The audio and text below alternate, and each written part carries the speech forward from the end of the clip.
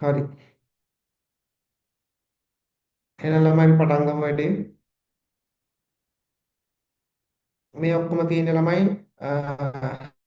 මේ ඔක්කොම තියෙන්නේ පාස් පේපර් මම හදපු ඒවා නෙවෙයි 2012 ඉඳලා 2020 මට මතක විදිහට 2024 වගේ වෙනකම්ම මෙතන තියෙනවා. ඔක්කොම පාස් පේපර් තියෙන්නේ. හරිද? දැන් බලන්න පළවෙනි ප්‍රශ්නේ. ගිණුම්කරණයේ මූලික අරමුණු කුමක්ද? ගිණුම්කරණයේ මූලිකම අරමුණ මොකක්ද ළමයි? මේ තියෙන්නේ මම මේ මෙතන මේ අරන් තියෙන අර ෂෝට් නෝට් එක තමයි මෙතනට කොපි කරගත්තේ. හරිද? ඒක ලේසි මට. මේ තියෙන්නේ ගිණුම්කරණයේ මූලිකම අරමුණ වන්නේ මෙන්න මේ කහ පාට කරපු එක. ගිණුම්කරණයේ මූලිකම අරමුණ ඇල්පති පාර්ශවයන්ට තීරණ ගැනීමට තොරතුරු සැපයීමයි. එතකොට උත්තරේ මොකද්ද මේකේ? පළවෙනි එක ගැනම කියන්නේ.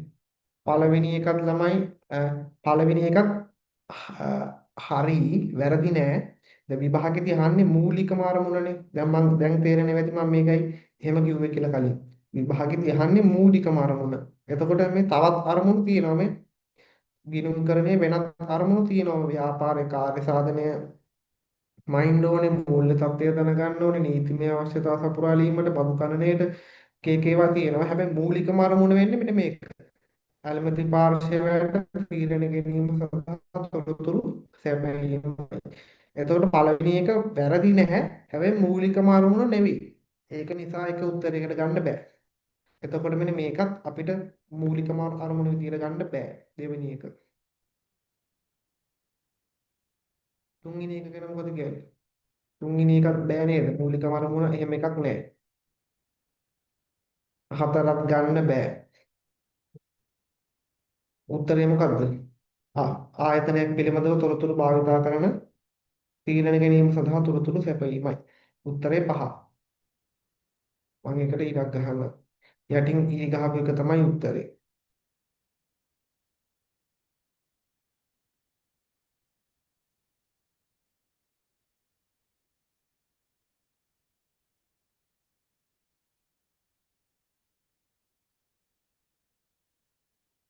හරිද?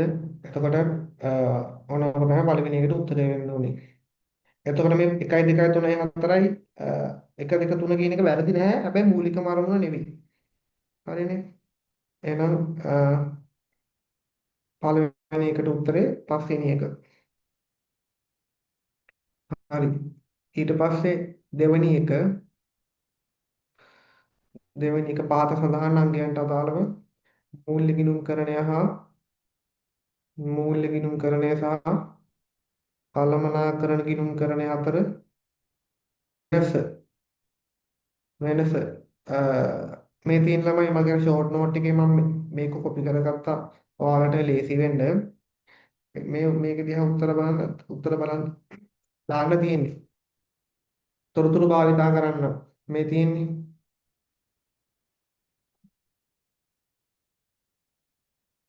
මූල්‍ය ගිණුම්කරණයේ තොරතුරු භාවිතා කරන්න කවුද?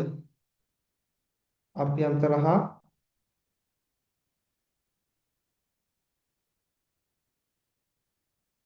බාහිර පාර්ශව. කළමනාකරණ ගිණුම්කරණය කවුද ගන්නෙ? තොරතුරු භාවිතයට ගන්නේ අභ්‍යන්තර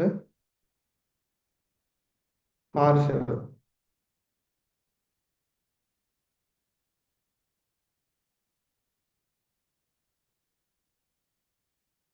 එතකොට ඊළඟ එක තොරතුරු වාර්තා කිරීමේ වාර ගණන.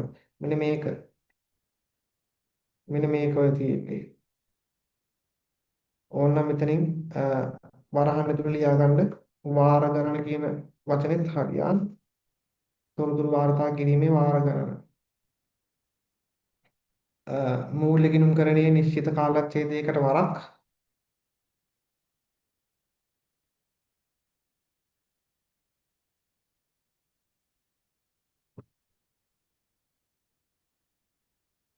නිශ්චිත කාලච්ඡේදයකට වරක් තොරතුරු ඉදිරිපත් කරනවා. අරකේ අවශ්‍ය වූ විටක මේ වල තේරුම් ළමයි මට කියලා දෙන්න පුළුවන් ගොඩාක් මේ විස්තරාත්මකව මට කියන්න පුළුවන් මේ වෙන තොරතුරු. හැබැයි මේක Zoom ක්ලාස් එකකින්ද ඔයාලට බෝරින් වෙන නිසා මම මේක වැඩි මේ නිශ්චිත කාලච්ඡේදයකට වරක් කියන්නේ මොකක්ද අවශ්‍ය වූ විටක කියන්නේ මොකක්ද කියන එක පැහැදිලි කරන්න පුළුවන් මට. හැබැයි මේක ඔන්ලයින් එකක් නිසා ඔයාලට මාව පේන්නේ නැහැ, මට ඔයාලව පේන්නේ නැහැ. ඒක නිසා මේක බෝරින් වෙන නිසා තමයි මම වැඩි පැහැදිලි කරන්නේ නැත්තේ. ඔයාලට දැනගන්න ඕනේ නම් මැසේජ් එක මේ මැසේජ් එකක් දාන්න වෙන්නේ මේකේ තේරුම මොකක්ද මේක වෙන්නේ කොහොමද? එතකොට මම කියලා දෙන්නම්. අපි දැනට මෙහෙම යමු. හරිද? එතකොට දැන් ඔයාලට තේරෙනවා නම් මෙන්න මේ වගුව කටපාඩම් කියන මේ වගුව පොඩ්ඩක් බලාගත්තයි කියන්නේ ගේමක් ගහන්න පුළුවන් 100න් දෙකම 100න් ලකුණු දෙකම ගන්න පුළුවන් මේ පොඩ්ඩක් වගුව බලාගත්තා නම් ලකුණු දෙකක් අනිවාර්ය ලකුණු දෙකක් මේක හරිද එහෙනම් උත්තරේ එකක් හරි ඊට පස්සේ යනවා මම තුන්වෙනි ප්‍රශ්නෙට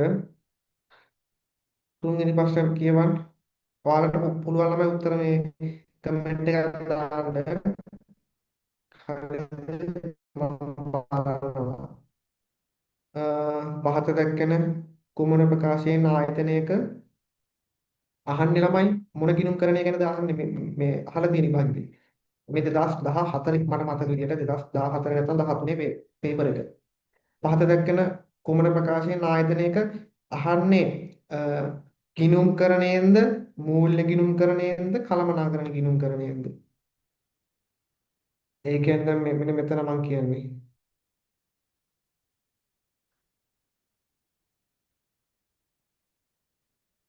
මේ තියෙන ළමයි ගිණුම්කරණයේ කොටස් කීයද ගිණුම්කරණයේ කොටස් දෙකයි. එතකොට ගිණුම්කරණය තමයි ලොකු එක්කෙනා. ගිණුම්කරණය තමයි ලොකු එක්කෙනා. ඒකේ උප එක්කෙනෙක් තමයි මූල්‍ය ගිණුම්කරණය. තවත් එක උප එක්කෙනෙක් තමයි කළමනාකරණ ගිණුම්කරණය කියන්නේ. හරිද? එතකොට ගිණුම්කරණය කියන්නේ ලොකු එක්කෙනා. දැන් මේ ප්‍රශ්නේ අහලා තියෙන්නේ කවුරු ගැනද?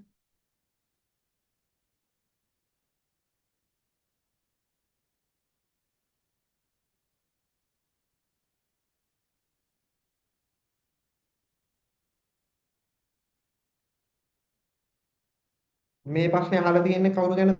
මූල්‍ය ගිණුම්කරණය.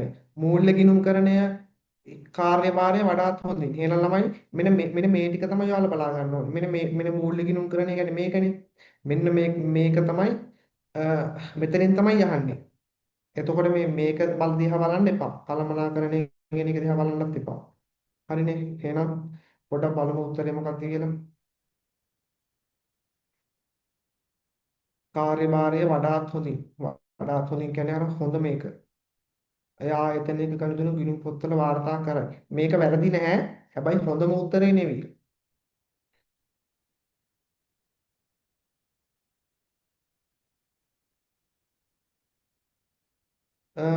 මං මෙන්න මේක නේද ළමයි උත්තරේ ප්‍රශ්න තියෙනවා නම් අහන්න.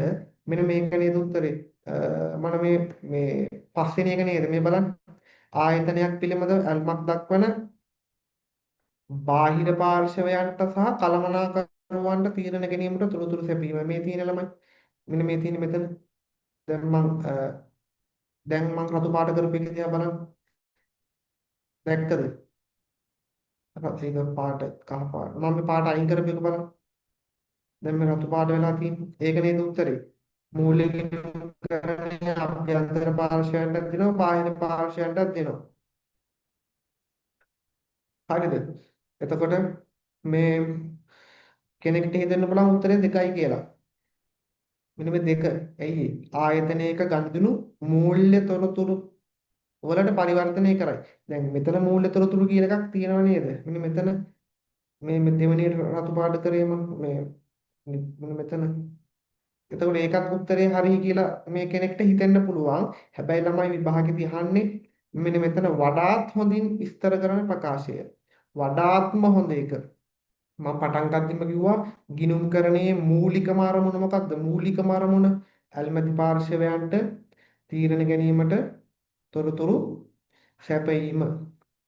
මතකද මම කිව්වා පන්ති පටන් ගන්නකොට මේ තියෙන්නේ ගිණුම්කරණයේ මූලිකම අරමුණ වන්නේ ඇල්මැති පාර්ශවයන්ට තීරණ ගැනීමට තොරතුරු සැපයීමයි. වෙනත් අරමුණු තියෙනවා. වෙනත් අරමුණු තියෙනවා. දැන් විභාගයට අහන්නේ වැඩිපුරම මූලික අරමුණ, මූලික අරමුණ. හරි නේද? එන උත්තරය එතකොට පහ. ඒකත් හරි. ඊට පස්සේ ප්‍රශ්න තියෙනවා නම් කියන්න. වේගය වැඩි නම් ඒ කියන්න. හතරවෙනි එක හතරවෙනි එක අදාළ තීරුවේ අ, මෙතන හරි ලකුණක් වෙන්න ඕනේ. මෙතන හරි ලකුණක්. හරි ලකුණක් යොදමින් දැන් හරි ලකුණ දාන්න වෙලාවක් නැහැ මට. හරි ලකුණක් යොදමින් පහත ප්‍රකාශය සත්‍ය හෝ අසත්‍ය බව දක්වන්න. හරිද? ඒ කළමනාකරණ ගිණුම්කරණයේ මූලික අරමුණ වන්නේ ව්‍යාපාරයක් පිළිබඳව ඇල්මක් දක්වන අභ්‍යන්තර පාර්ශවයන්ට ඒ ගැන මොකද කියන්නේ ළමයි? මෙන්න මේ ඒ ගැන මොකද කියන්නේ? සත්‍යයද සත්‍යයද? මෙන්න මේ වගෝ දිහා බලන් කියන්නේ. මෙන්න මේ වගෝ දිහා මම චුට්ටක් පොඩි කරන්නම් මේක. නැත්නම් මේක උඩට ගමු. දැන් කියන්නේ කළමනාකරණ ගිණුම්කරණයේ මූලික අරමුණ වන්නේ ව්‍යාපාරයක් පිළිබඳව ඇල්මක් දක්වන අභ්‍යන්තර පාර්ශවයන්ට. අභ්‍යන්තර පාර්ශවයන්ට ඒක හරිය නේද මේ තියෙන්නේ? අහන්නේ කළමනාකරණ ගිණුම්කරණයේ. කළමනාකරණ ගිණුම්කරණයේ මූලික අරමුණ කාට දෙන්නද? අභ්‍යන්තර පාර්ශව වලට දෙන්න. එහෙනම් ඒක හරි.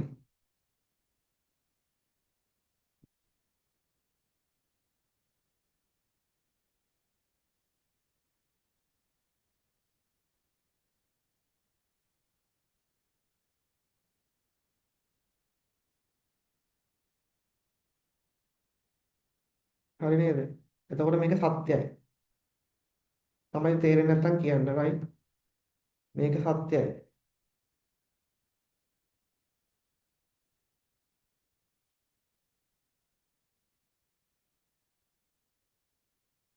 ඊට පස්සේ B ගැන මොකද කියන්නේ? B ගැන මොකද කියන්නේ? ආයතනයක මුදලින් මැනිය හැකි ගනුදෙනු පමණක් ගිණුම් පොත්වල වාර්තා කරනු ලැබේ. කියන්න බලන්න කවුරු හරි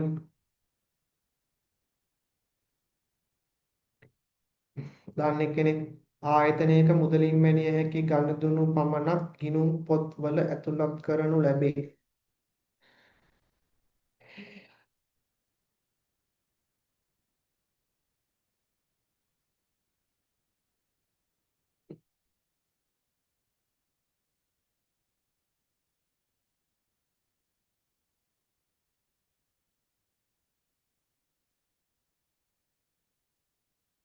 අනික් කට්ටියකෝ ළමයි අ, ඔයාලා නිකන් හිතන විදිහට මේ අහලා තියෙන්නේ මූල්‍ය ගිණුම්කරණයෙන්ද කළමනාකරණ ගිණුම්කරණයෙන්ද කියලා මට කියන්නකෝ. කවුරු හරි දන්නේ කෙනෙක් මෙන්න B ගැන මම කතා කරන්නේ. ආයතනයක මුදලින් මෙනියක ගනුදෙනු පමණක් ගිණුම් පොත්වල අතුලත් කරනු ලැබේ. හැබැයි උඩ එකේ නම් කිව්ව කළමනාකරණ ගිණුම්කරණය කියන කෙලින්ම කිව්වා. හැබැයි මෙතන අත් කියන්නේ නැහැ මොකුත්. හැබැයි ඔයාලට පොඩි ඉඟියක් දෙනවා ළමයි මෙන්න මෙතන. ඔයාලට පොඩි ඉඟියක් දීලා තිනවා මෙන්න මෙතන. ගිණුම් පොත් හදන්නේ මොන ගිණුම්කරණයද? ගිණුම් පොත් කියන්නේ මූලික පොත් ලැබීම් ජර්නලය, ගෙවීම් ජර්නලය, ගැනුම් ජර්නලය, ආපසු එවුම් ජර්නලය, ආපසු යවුම් ජර්නලය, පොදු ජර්නලය. ඕවටනේ පොත් කියන්නේ. ඒතර මේවා පොත් හදන්නේ මොන ගිණුම්කරණයේද? මූල්‍ය ගිණුම්කරණයේ හතරවෙනි පාඩම. මූල්‍ය ගිණුම්කරණය තමයි ළමයි පොත් හැදුවේ. පොත් හැදුවේ මූල්‍ය ගිණුම්කරණයේ. හරි. එහෙනම් දැන් මට මේකට උත්තරේ කියන්න. ආයතනයක මුදලින් මැනිය හැකි ගනුදෙනු පමණක් ගිණුම් පොතට ඇතුළත් කරලා මේ තියෙන්නේ මූල්‍ය ගිණුම්කරණයේදී මුදලින් මැනිය හැකි තොරතුරු විතරයි අපි කලකිල්ලට ගන්නෙ. එහෙනම් ඒකත් සත්‍යයි. ප්‍රශ්න තියෙනවා නම් අහන්න ඕන ප්‍රශ්නයක් අහන්න පුළුවන්. බය වෙන්න දෙයක් නැහැ. හරිද? C ආයතනයක තොරතුරු භාවිතා කරන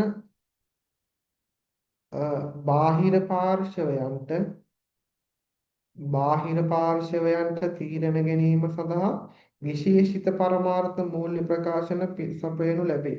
විශේෂිත පරමාර්ථ. මේ තියෙන ළමයි උත්තරේ. විශේෂිත මේ තියෙන්නේ මම මෙතන මූල්‍ය වර්තාවල ආකෘතිය. විශේෂිත පරමාර්ථ මූල්‍ය ප්‍රකාශන හදන්නේ මොන ගිණුම් කරන්නේද? කළමනාකරන ගිණුම් කරන්නේ. ළමයි ඔයාලට තියෙන මේ වගුව පාඩම් කරගන්න විතරයි. මේ වගුව පාඩම් කරන්න විනාඩි 5ක් කියයි. විනාඩි 5ක් කැප කරන මේ වගුව පාඩම් කරන්න ලකුණු 100න් දෙකක් ගන්න පුළුවන්. කෙලින්ම. හරිද?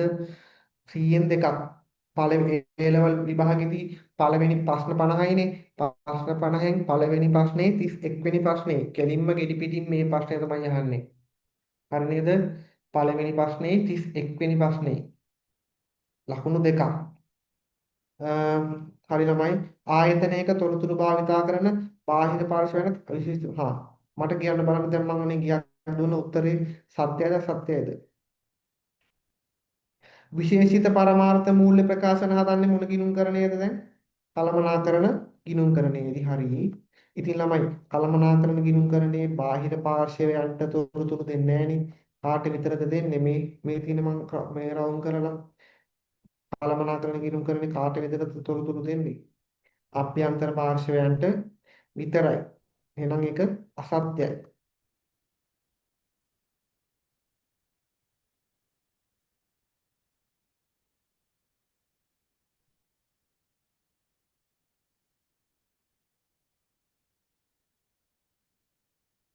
ඊළඟ ඒක තේරුම් නැත්නම් අහන්න ආර්ථික තීරණ ගැනීමේ සමාජ ආර්ථික තීරණ ගැනීමේ ගිණුම්කරණයේ මූලික අරමුණ ආර්ථික තීරණ ගැනීමට අවශ්‍ය තොරතුරු සැපීමේ ක්‍රියාවලිය තීරණ ගැනීමේ සමාජීය අවශ්‍යතාවයන්ට ප්‍රතිචාර වශයෙන් ගිණුම්කරණ විකාශනය වී ඇත.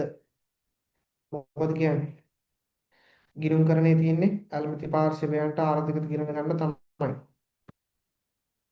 සත්‍යයි.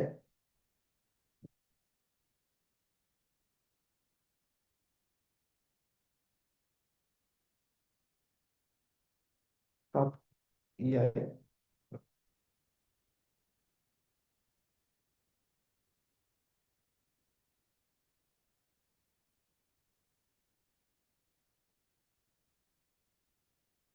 හරි. ප්‍රශ්න තියෙනවා නම් අහන්න. රයිට්. ටිකක් යන දැන් තාම හතරවෙනි ප්‍රශ්නේ අපි ඉන්නේ. තව ටිකක් යනකොට තේරෙයි හොඳටම. හරි. හරි. පස්වෙනි එක පහත දැක්වෙන කුමන ප්‍රකාශනයේ ආයතනයක මොන ගිණුම්කරණයද? ගිණුම්කරණය. මූල්‍ය ගිණුම්කරණයක් නෙවෙයි. කළමනාකරණ ගිණුම්කරණය ගැනත් නෙවෙයි අහලා දෙන්නේ ගිණුම්කරණය. ගිණුම්කරණය කියන ළමයි මේ දෙකේම එකතුව. සරලයි. ගිණුම්කරණය කියන්නේ මේ දෙකේම එකතුව. මම මේ රතු පාට කරේ දෙකේම එකතුවනේ ගිණුම්කරණය කියන්නේ. මූල්‍ය ගිණුම්කරණයයි කළමනාකරණ ගිණුම්කරණයයි දෙකම එකතු වෙලානේ ගිණුම්කරණය හැදෙන්නේ. වඩාත් හොඳින් විස්තර කරන ප්‍රකාශය අහන්නේ. වඩාත් හොඳින් විස්තර වෙන්නත් ඕනේ. අ, මේ පළවෙනි උත්තරේ හරි. හැබැයි වඩාත්ම හොඳ එක නෙවෙයි. මේ තියෙන වඩාත්ම හොඳ එක මොකද්ද? අල්මති පාර්ශවයන්ට තීරණ ගැනීමට තොරතුරු සැපයීම. එහෙනම් උත්තරය මොකක්ද? මෙන්න මේ දෙක ගැන මොකද කියන්නේ? දෙක ගැන මොකද කියන්නේ? දෙක වැරදි. හේතුව මොකද්ද? ආයතනයේ මූල්‍ය ළමයි. දැන් ගිණුම්කරණය කියන්නේ මේ දෙකේම එකතුවනේ. එතකොට දෙකම එකතු වෙනකොට මේ අභ්‍යන්තර පාර්ශවයයි බාහිර පාර්ශවයයි දෙකොල්ලොන්ටම ඕනේ. කළමනාකරණය විතරක් බෑ. ඕනනම් මෙන්න මෙතන ලියා ගන්න ළමයි මේ අභ්‍යන්තර පාර්ශව කියන්නේ කළමනාකරණයට තමයි. හරිද? අභ්‍යන්තර පාර්ශවය ගැන කළමනාකරණය තමයි.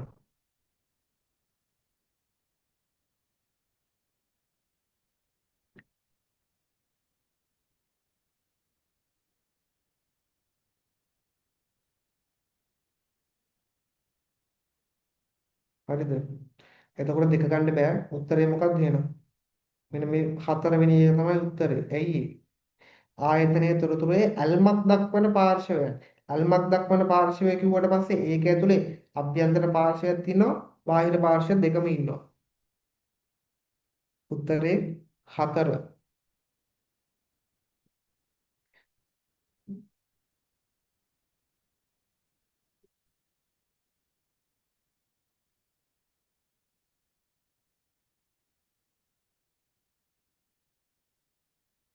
ළමයා මට තව එක දෙයක් මෙතන කියන්න ඕනේ. දැන් ඔයාලා මේක තමයි අර ෂෝට් නෝට් එක මම අර පන්තියේ පටන් ගන්නකොට මේ ස්ක්‍රීන්ෂොට් ගහගන්න කිව්වේ. හරිද? එතකොට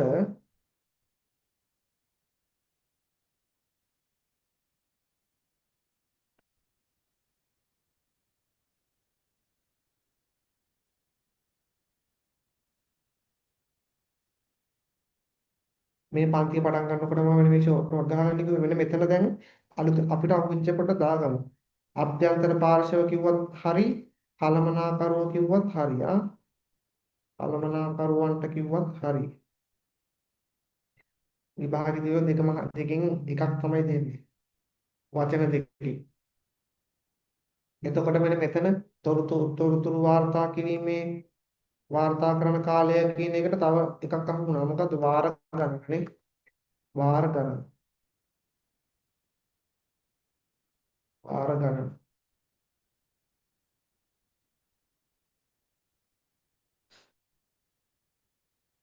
එතකොට මම තව එකක් මෙතන මේ ඔයාලා ඇඩිෂනල් ලියාගන්න ළමයි මූල්‍ය ගිණුම්කරණයේ තොරතුරු අභ්‍යන්තර හා බාහිර පාර්ශ්වය දෙකලොන්ටම ඕනේ. ඒක හරි. හැබැයි මේ විභාගයේදී මෙන්න මෙහෙම කිව්වත් හරි ළමයි. මේක හරි අවධානයෙන් ඔළුවට දාගන්න ඕනේ. බාහිර පාර්ශවයන්ට බාහිර පාර්ශවයන්ට කියලා විතරක් දුන්නත් ඒකත් හරි ළමයි. ඒ කියන්නේ අභ්‍යන්තර හා බාහිර පාර්ශව තමයි හරි එක. හරි. හැබැයි 2018 දී මේ ඔක ප්‍රශ්නයක් වෙලා තිබුණා. 2018 පේපරේ. එතකොට මේ මූල්‍ය ගිණුම්කරණය කියන එකට අභ්‍යන්තර කියන වචනේ දෙන්න ඕනෙත් නැහැ ළමයි. බාහිර කිව්වත් හරි. ඒකට සමහර අවුරුදු වල අභ්‍යන්තර හා බාහිර කියන දෙකම උත්තර පහෙන් එකට දෙන්න පුළුවන්. හැබැයි බාහිර කියලා දුන්නත් මේ මූල්‍ය ගිණුම්කරණය කියන මේ සම්බන්ධයෙන් ඒක හරි ළමයි. හරිද? මේක පොඩ්ඩක් හරි අවධානයෙන් ඔළුවේ තියාගෙන ඉන්න ඕනේ. එතකොට මම කියන එක තේරුණාගෙන හිතනවා. අභ්‍යන්තර හා බාහිර කිව්වත් හරි. ඒකත් හරි. හැබැයි සමහර අවුරුදු වල අභ්‍යන්තර කියන වචනේ නැතුව බාහිර පාර්ශවයන්ට තීරණ ගැනීමට තොරතුරු සපයයි කියලා උත්තරයක තිබුණත් ඒකත් හරි කියලා මම කියන්නේ. අභ්‍යන්තර කියන වචනේ දෙන්න ඕනෙත් නැහැ. පමණක් කිව්වත් හරි. හරිනේ ඔනක තමයි දැන් අප්ඩේට්ම ෂෝට් නෝට් එක දැන් මේ ටිකත් මෙහෙම අප්ඩේට් ටික දාගන්න හදාගන්න. හරිද? දැන් යමු ප්‍රශ්නෙට.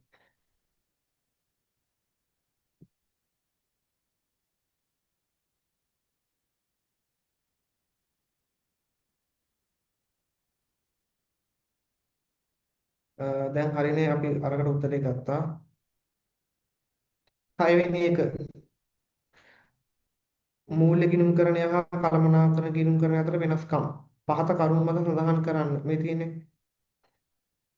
වාර්තා භාවිතා කරන පාර්ශව මේ තියෙන්නේ. මූල්‍ය ගිණුම්කරණයේ අභ්‍යන්තර හා බාහිර තව එක්කෙනෙක්ට මේක නිකන් බාහිර කියලා විතරක් කිව්වත් හරි. හැබැයි මම නම් කියන දෙකම ලියන්න. මම කියන දෙකම ලියන්න. අභ්‍යන්තර හා බාහිර මේකේ අභ්‍යන්තර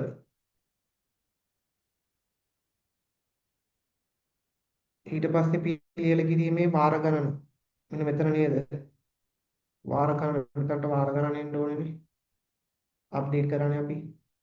එතකොට මෙතන මූල්‍ය ගිණුම්කරණයේ නිශ්චිත කාලච්ඡේදයකට වරක් තොරතුරු සපයයි.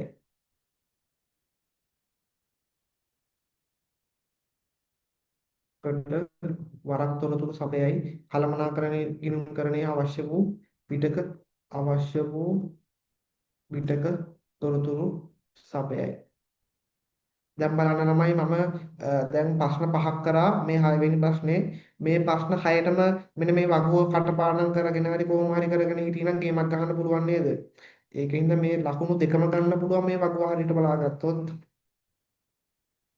නෛතික අවශ්‍යතාවය මේ තියෙන්නේ නෛතික අවශ්‍යතාවය මූල්‍ය ගිණුම්කරණයට නෛතික අවශ්‍යතාවයකි. මේවල තේරුම් කාට හරි දැනගන්න ඕනේ නම් මේ මට මැසේජ් එකක් දාන්න මම කියලා දෙන්නම්. අවශ්‍යතාවයක් නොවේ. මම මෙතන නොවේ කියලා ඉදලා ලියන්නේ නැත්නම් ඒක පැත්තට පයි. නෛතික අවශ්‍යතාවයක් නොවේ. ඊට පස්සේ තොරතුරු වල ස්වභාවය. මේක ගන්න අපි සල්ලි වලින් මයින්න පුළුවන් තොරතුරු මූල්‍ය තොරතුරු. මේකෙදි මූල්‍යයක් තෝනේ මූල්‍ය නොවනක් තෝනේ.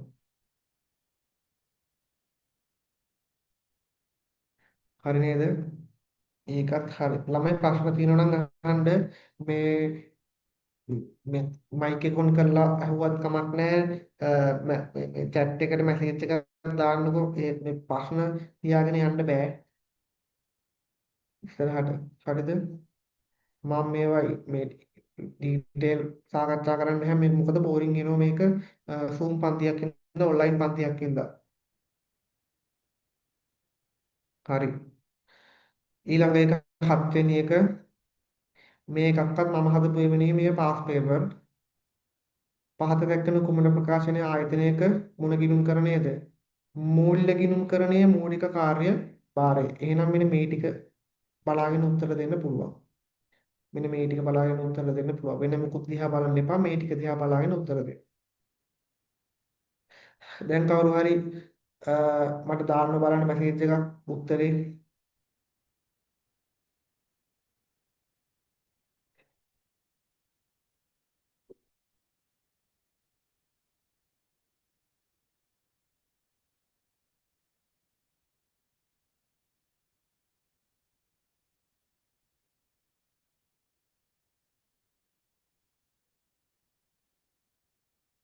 මොකද කියන්නේ?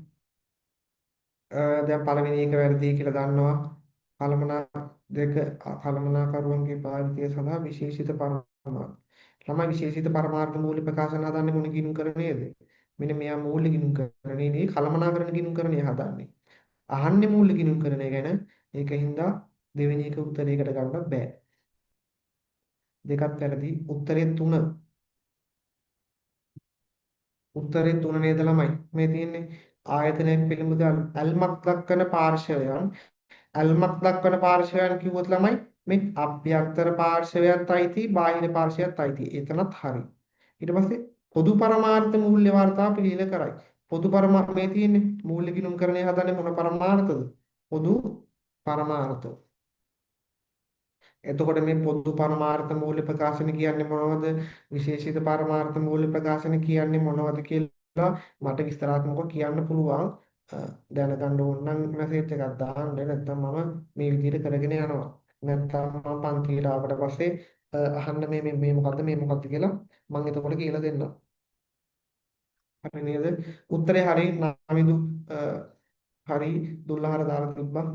7 වෙනි ප්‍රශ්නේ හරි. 8 වෙනි එක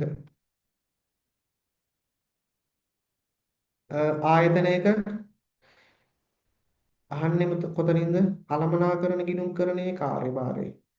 කළමනාකරණ ගිණුම්කරණයේ එහෙනම් ඔයාලා ළමයි බලන්න ඕනේ මෙන්න මෙතන දිහා බලන් උත්තර දෙන්න ඕනේ. සතු පාඩ කරපු එක දිහා බලන්. සත්‍ය අසත්‍යනේ. මොකද කියන්නේ? පළවෙනි එක මොකද කියන්නේ?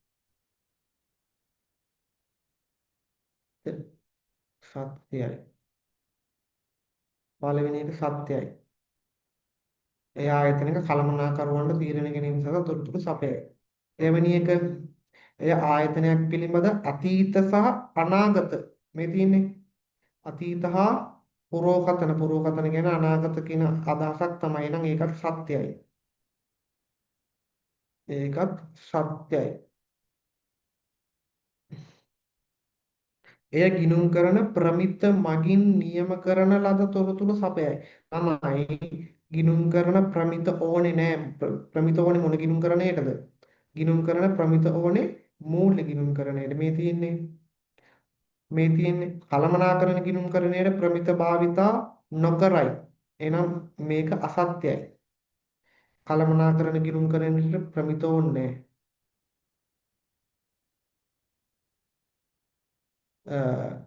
ප්‍රමිත කියන ළමයි පට්ට ලොකු පාඩමක්. හරිද? 11 වෙනි පාඩම ගිණුම් කරන ප්‍රමිත. එය ආයතනයක් පිළිබඳ ඇල්මක් දක්වන ඩී ගැන මොකද කියන්නේ? එය ආයතනයක් පිළිබඳ ඇල්මක් දක්වන සියලු පාර්ශවයන්ට දෙන්නේ නැහැ ළමයි. කළමනාකරන ගිණුම් කරන්නේ තොරතුරු දෙන්නේ කාට විතරයිද? අභ්‍යන්තර පාර්ශවයන්ට විතරයි. සියලු පාර්ශවයන්ට දෙන්නේ නැහැ. අන්න ඒතර තමයි වැරද්ද. ඒක නිසා මේක අසත්‍යයි.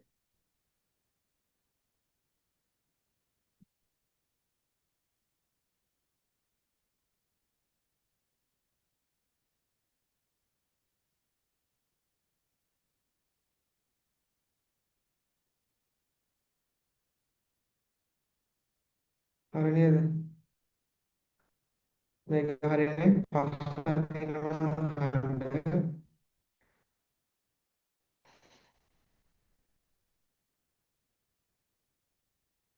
හරිනේ. ඊට පස්සේ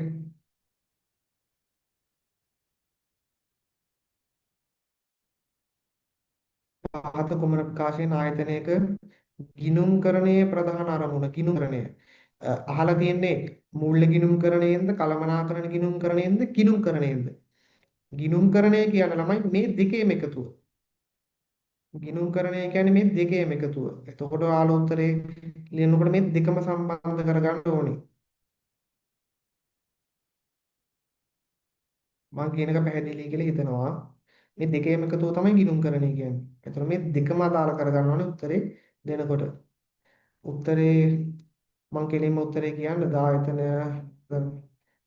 මෙන්න මේක නේද මේක නේද පස්වෙනි එක නේද උත්තරේ ආයතනයක් පිළිබඳව ඇල්මක් දක්වන පාර්ශවයන් කියනකොට ළමයි අභ්‍යන්තර හා බාහිර කියන දෙකම ඉන්නවා සරලයිනේ අභ්‍යන්තර හා බාහිර දෙකම ඉන්නවා අනික ප්‍රධාන අරමුණ අහන්නේ මං කිව්ව මුලින්ම ගිණුම්කරණයේ මූලිකම අරමුණ ඇල්මති පාර්ශවයන් තීරණ ගැනීමට තොරතුරු සැපයන එක වෙන වෙනම බයිල වැඩක් නැහැ මෙන්න මේවත් හරි වුණාට වැඩක් නැහැ මේ ප්‍රධාන අරමුණ නෙවෙයි පළවෙනි එක හරිනේ දෙවෙනි එකත් හරි හැබැයි මූලික අරමුණ නෙවෙයි තුන්වෙනි එක වැරදි මොකද ප්‍රමිත හදන්නේ මූල්‍ය ගිණුම් කරන අහන්නේ ගිණුම් කරන එක ගැනනේ ප්‍රමිත දෙකම ඕනේ එහෙනම් උත්තරේ 5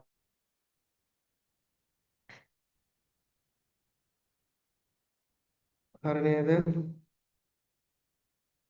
එහෙනම් ඊළඟ එක 9 ඉවරයි දැන් 10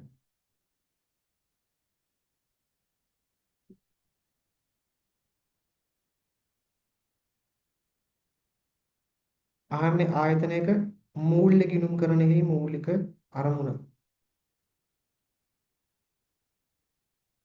ළමයි මං කියන එක දැන් කැඩි කැඩි දාන්නේ ඩේටා පොඩ් මේ සිග්නල් පොඩ්ඩක් ලොස් වුණා මට මැසේජ් එකක් දාන්න කැඩි කැඩි දාන්නේ මං කියන එක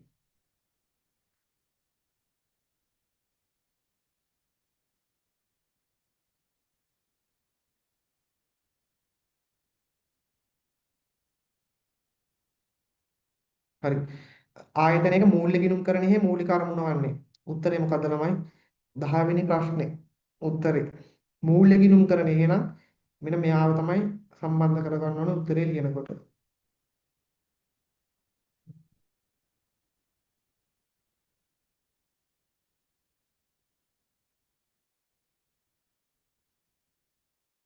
ළමයි හතර ගන්න බෑ. ළමයි හතර හරි වැරදි නෑ. හතර හරි වැරදි නැහැ. මේ මූල්‍ය ප්‍රකාශන ගිණුම් කරන ප්‍රමිතවලට අනුකූල වීම හරිනේ ඉතින් මේ මූල්‍ය ගිණුම් කරන එක ලක්ෂණයක් තමයි ගිණුම් කරන ප්‍රමිතවලට අනුකූලව භාවිතා කිරීම. මේක හරි. හැබැයි මේ නිතරම මම කියනවා අහන්නේ මූලික අරමුණ. මේ මූලික අරමුණ මොකද්ද? මූලික අරමුණ මොකක්ද ගිණුම් කරන්නේ මේ තියෙන්නේ? මූලික අරමුණ ඔය මුකුත් බයිල නෙවෙයි. ඇල්මැති පාර්ශවයන්ට තීරණ ගැනීමට තොරතුරු සැපයීම. අන්න එතනින් තමයි අපි උත්තරයක් ගන්න ඕනේ ළමයි. එතකොට මෙන්න මේක නේද උත්තරේ. මේ පස්වෙනි එක නේද උත්තරේ. බාහිර අන්න වැඩි වුණා. මේ තියෙන මේ 2018 A level මේ පේපර් එක ළමයි. මං කිව්ව නේද ළමයි මෙතන අභ්‍යන්තර හා බාහිර පාර්ශවයන් කිව්වත් හරි. බාහිර කිව්වත් හරි. බාහිර විතරක් කිව්වත් හරි. මතකද මං ටිකකට කලින් කිව්වා ඔබ. මේ ආයතනය පිළිබඳව ඇල්මක් දක්වන බාහිර පාර්ශව වලට තීරණ ගැනීමට. එතකොට මේකේ අභ්‍යන්තර කියලා නෑ උත්තරේ. මං කිව්වා අභ්‍යන්තර නැතුණත් බාහිර විතරක් තිබ්බත් ඒක හරි කියලා.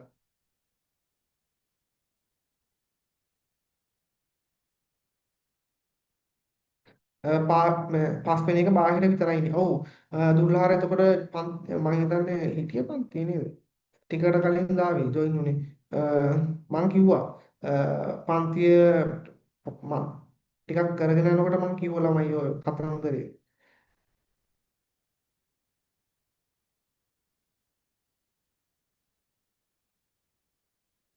අනේ ප්‍රශ්න අහන්න බය නැතුව.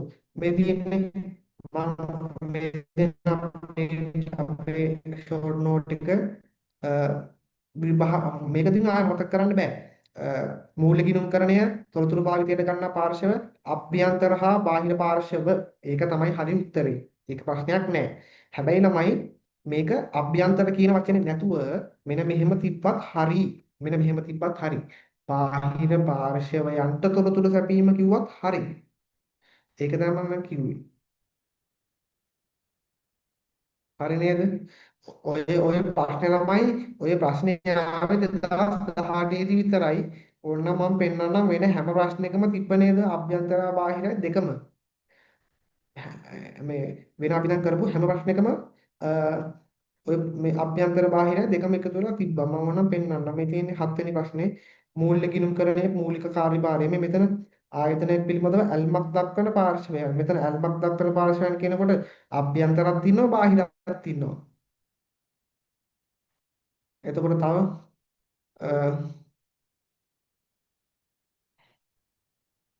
ඉස්සරහට අපිට ප්‍රශ්න හම්බෙවි. ඒවට ප්‍රශ්නයක් නැහැ. මේ 2010 මේ තියෙන්නේ මේ තියෙනම තුන්වෙනි ප්‍රශ්නේ මූල්‍ය ගිණුම්කරණය. එය ආයතනයක් පිළිබඳව දක්වන බාහිර පාර්ශවයන්ට සහ කළමනාකරුවන්ට මම දුව මෙතන අභ්‍යන්තර කිව්වත් හරි කළමනාකරුවන් කිව්වත් හරි කියලා. කළමනාකරු. හරිද? එතකොට ඒ අවුරුද්දේ ප්‍රශ්නයක් නැහැ. බාහිර සහ අභ්‍යන්තර දෙකම තියෙනවා. 2018 දී තමයි ඔන්න ඔය ප්‍රශ්නේ පොඩ්ඩක් මේ අමුතු විදිහකට ඇහුවේ 2018 A level paper එක සාමාන්‍යයෙන් සමස්තයක් වශයෙන් ගත්තොත් ගොඩක් අමාරුයි ළමයි. ඔයාලා දැන් මේක ඔළුවේ තියාගන්න ඕනේ ආමතක වෙන්න බෑ. හරිනේ? ඊළඟ එක 11 වෙනි එක මේ වගුවට පුළුවන් ළමයි ලොකු දෙයක් කරන්න දැන් තේරෙනව නේද? මේ වගුවට පුළුවන් ලොකු දෙයක් කරන්න. මට උත්තරයක් දෙන්න බලන්න.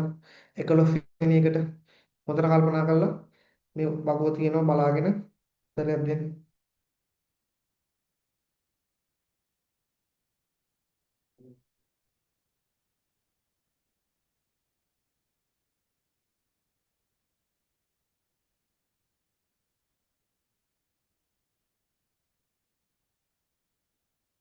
ආයතනයක් විසින් පිළියෙල කරනු ලබන පොදු පරමාර්ථ මූල ප්‍රකාශන සම්බන්ධයෙන් සරලයි. දැන් ඔයාලා මේ මෙහෙම දුන්නාට පස්සේ මේක ළමයි කියලා නෑ මූල්‍ය ගිණුම්කරණය ගැනද කළමනාකරණ ගිණුම්කරණය ගැනද ගිණුම්කරණයද ඔය තුනේ මොකක්වත් ගාණ දීලා නෑ. හැබැයි ඔයාලට අල්ලගන්න පුළුවන් පොයින්ට් එකක් තියෙනවා. පොදු පරමාර්ථ මූල්‍ය ප්‍රකාශන හදන්නේ මොන ගිණුම්කරණයේද? මූල්‍ය ගිණුම්කරණයේ.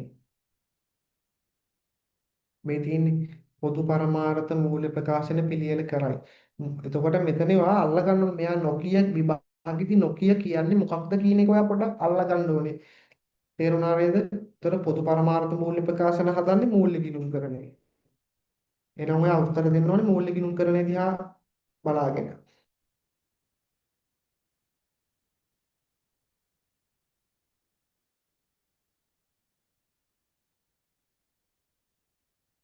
හරිනේ.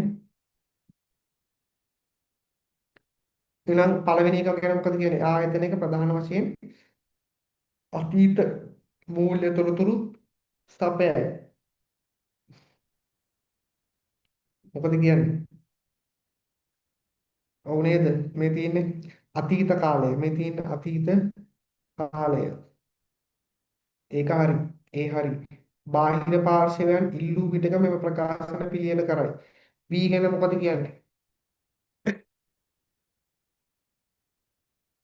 දැන් මම කිව්වා මෙතන බාහිර කිව්වත් හරි කියලා කිව්වා. හරි. බාහිර විතරක් කිව්වත් හරි කියලා මම කිව්වා. හැබැයි චූටි ප්‍රශ්නයක් තියෙනවා එතන. ඉල්ලූ විටක බාහිර පාර්ශවයන් ඉල්ලූ විටක කියන තැන තමයි කෑවේ ළමයි. එතන තමයි අවුල තියෙන්නේ.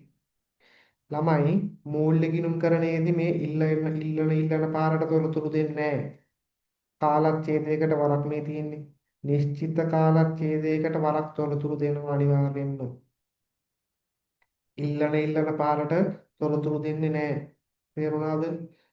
දැන් මේ කවුරු හරි කිව්වොත් මට මේ ලබන සතිය ආදායම් ප්‍රකාශනයක් ඕනේ කියලා මේ මං නිකන් අපි කම්පැනි එකකින් මට ලබන සතිය ආදායම් ප්‍රකාශනයක් හදලා දෙන්නයි කියලා කිව්වොත් එහෙම හදලා දෙන්නේ නැහැ. එහෙම හදන්නේ නැහැ. නිශ්චිත කාලච්ඡේදයකට තමයි හදන්නේ.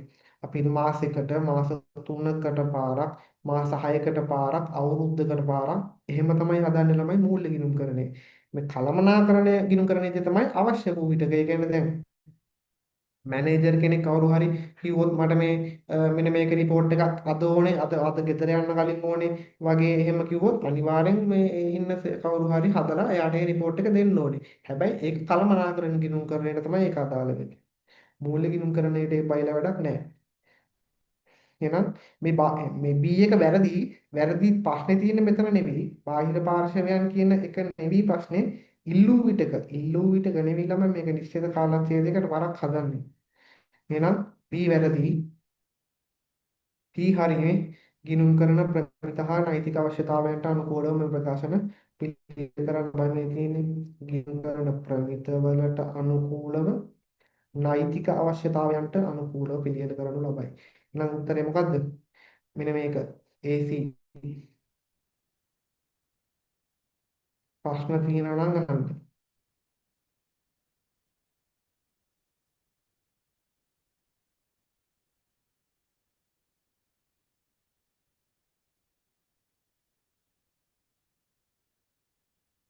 හරි. මේක මොකද ප්‍රශ්නයක් නැහැ කියලා හිතනවා. ආයෙ මොනවාරි මේ බය වෙන්න එපා ලැජ්ජ වෙන්න එපා. අහන්න ප්‍රශ්න. මේකත් මට මතක විදිහට 2018 මම කියුණේ ළමයි මේක පළවෙනි ප්‍රශ්නේ 31 වෙනි ප්‍රශ්නේ කියලා. ලකුණු දෙකක් අනිවාර්යෙන් 100න් ලකුණු දෙකක් ෂුවර්. එතකොට මේ 10 වෙනි ප්‍රශ්නේ 2018 පළවෙනි ප්‍රශ්නේ 2018 පළවෙනි MCQ එක මේ 11 වෙනි එක ගැන 2018 31 වෙනි ප්‍රශ්නේ. දෙකම අමාරුයි. බැලුමට නිකන් බීත් හරි වගේ කියලා නිකන් මට උනත් විභාගෙට ගිහිල්ලා ඒ තියෙන පීඩනෙත් එක්ක එකපාරට B තුනම හරි කියලා හිතෙන්න පුළුවන්. මේකේ පොඩි ප්‍රශ්නයක් තියෙන A B C D සියල්ලම කියලා මේකේ D එකක් තියෙනවද? A B C D නෑ මේකේ. A B C කියන සියල්ල. මට මතක විදිහට මේකේ D එකක් තිබ්බේ නෑ. මෙන්න මෙහෙම වෙන්න ඕනේ මේක. හරි. හරි. එහෙනම් 11 වෙනි එකත් හරි. පහතදී ඇති එක් එක් තොරතුරු කෙරෙහි වඩාත්ම උනන්දුවක් දක්වන්නේ ව්‍යාපාරික කුමන ඇල්මැති පාර්ශවයන්ද? මෙතන ඇල්මැති පාර්ශවයන්. ඇල්මැති පාර්ශවයන් ගැන මට වඩා හොඳට ඔයාලා දැන් දන්නවා. මොකද මේක බිස්නස් එක උගන්වනවා මට වඩා හොඳට දන්නවා. දිගු කාලීන බැඳීම් පියවීමට දිගු කාලීන බැඳීම් කියන්නේ ණයනේ. දිගු කාලීන බැඳීම් කියන්නේ ණය පියවීමට ආයතනයේ සතු හැකියාව. කවුද? මේගොල්ලෝ නේද? ණය සැපයුම් කරුවන්. මේව නම් පොඩි ප්‍රශ්න මේවා ඔයාලට නිකම්ම පුළුවන් තමයි. ඊට පස්සේ ආයෝජිත ප්‍රාග්ධනයට සාපේක්ෂව ආයතනයේ දාපු සල්ලි වලට අපි දාපු සල්ලි වලට කොච්චර ලාභයක් තියෙනවද ආයතනයේ ලාභදායීත්වය? මොකද කියන්නේ? කවුද? අයිතිකාරය නේද? ආයෝජකයා. ආයෝජක දාපු සල්ලි වලට ආයෝජකයා දාපු සල්ලි වලට මේ කොච්චර ලාභයක් තියෙනවද? ආයතනයක් නිපදවන භාණ්ඩවල පිරිවැය කොස්ට් එක කළමනාකරුවෝ මැනේජර්ලා ආයතනයේ ගෙවන අපට බදු ප්‍රමාණය බදු ගෙවන්න ඕන කාටද? රජයට. මේක නම් ළමයි මහ ලොකු ප්‍රශ්නයක් නෙමෙයි මේක පොඩි ප්‍රශ්නයක්. හැබැයි පාස් පේපර් ප්‍රශ්නයක් 2018 හෝ 9. හරිනේ මේක ප්‍රශ්නයක් නැහැ කියලා හිතනවා. මේක ආන දන්නවා. දැන් තනියම උත්තර දෙන්න පුළුවන්. 13 පහත කොමන ප්‍රකාශයෙන් ආයතනයක ගිණුම්කරණයේ ප්‍රධාන අරමුණ ගිණුම්කරණය අහලා තියෙන්නේ මූල්‍ය ගිණුම්කරණයෙන්ද ගිණුම්කරණයෙන්ද කළමනාකරන ගිණුම්කරණයෙන්ද ගිණුම්කරණය කියන්නේ මේ දෙකේම එකතුව ගිණුම්කරණය කියන්නේ මේ දෙකේම එකතුව අනික ප්‍රධානම අරමුණ අහන්නේ තමයි ප්‍රධාන අරමුණ අහන්නේ වලදන් දාන ප්‍රධාන අරමුණ මෙන්න මේක මෙන්න මේක ප්‍රධාන අරමුණ එහෙනම් මම උත්තරේ කෙලින්ම කියන්නද මෙන්න මේක නේද? ආයතනයක අධිපති පාර්ශවයන්ට තීරණ ගැනීමට තොරතුරු සැපයීමයි. ඒක ප්‍රශ්නයක් නෑ. 13ත් හරි ඊට පස්සේ 14 ව්‍යාපාරයක කළමනාකරණ ගිණුම්කරණයේ කාර්යභාරය කළමනාකරණ ගිණුම්කරණයේ කාර්යභාරය කියන්නේ එන මෙන්න මේක දිහා බලාගත්තා නම් හරි. මෙන්න මේක දිහා බලාගත්තා නම් හරි. කළමනාකරුවන්ගේ භාවිතය සඳහා පොදු පරමාර්ථ මූල්‍ය වාර්තා පිළියෙල කරයි. වැරදි නේද? පොදු පරමාර්ථ හදන්නේ මූල්‍ය ගිණුම්කරණයේ නේද? පොදු පරමාර්ථ හදන්නේ මූල්‍ය ගිණුම්කරණයේ. මේ තියෙන්නේ. එහෙනම් ඒක වැරදි. අසත්‍යයි.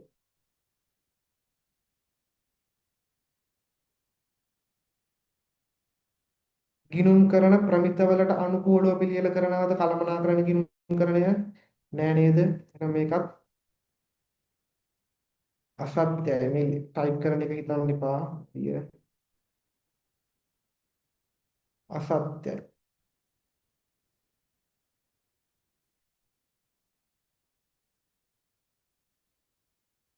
ව්‍යාපාරයක අතීත මෙන්ම අනාගත තොරතුරු සපයයි. ඒක හරි නේද මේ තියෙන්නේ? අතීත හා පුරෝකතන.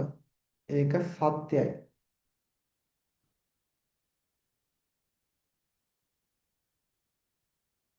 ව්‍යාපාරයක කළමනාකරුවන්ගේ ඉල්ලීම මත තොරතුරු දානය කරයි. මම කිව්වේ ළමයි කළමනාකරණ ගිණුම්කරණයේදී තමයි ඉල්ලීම මත දෙන්නේ. අවශ්‍ය වූ විටක, ඒ කියන්නේ අවශ්‍ය වූ විටක ඉල්ලීම මත කියන්නේ ඕක.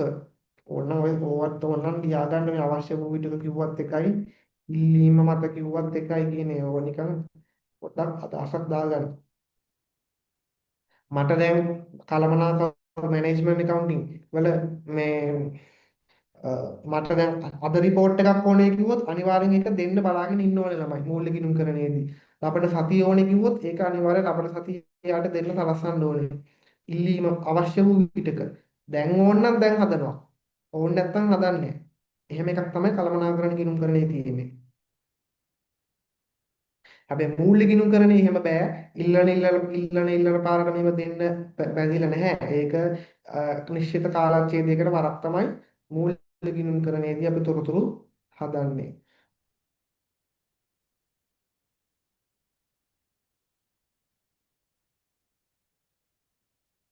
මේකත් හරි මේ දැන් තේරෙනවා ළමයි මේක මහ ලොකු ගේමක් නෑ. අර වගුව තමයි වගුව ඇතුලේ තමයි ඔක්කොම උත්තර ටික තියෙන්නේ. ආයතනයක මොන ගිණුම්කරණයද? මූල්‍ය ගිණුම්කරණය. එහෙනම් මෙන්න මේක දිහා බලාගත්තා නම් උත්තර දෙන්න පුළුවන්. අනික මූලික අරමුණ අහන්නේ.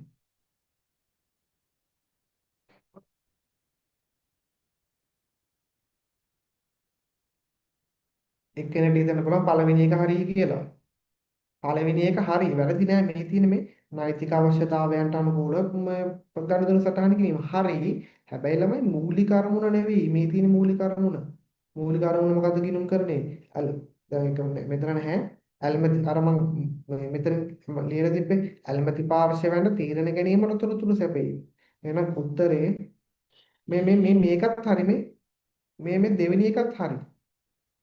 හරි කියන්නේ මං කියන්නේ ඒකත් හරි. හැබැයි ඒක උත්තරේ විදිහට ගන්න බෑ. මං කියන එක නම් තේරෙන්න ඕනේ.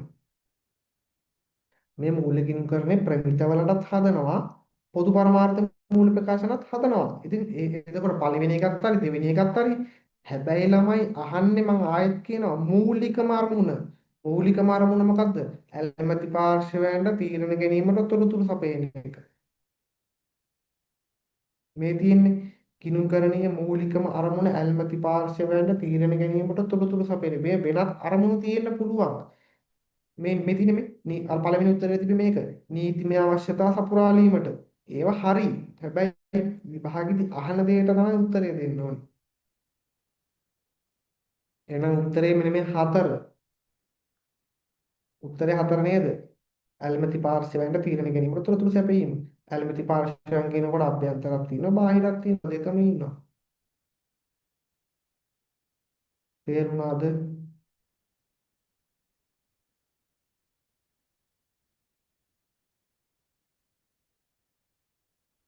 දැන් මං හිතනවා ඔයාලට අද ගොඩක් දේවල් ගත්තයි කියලා.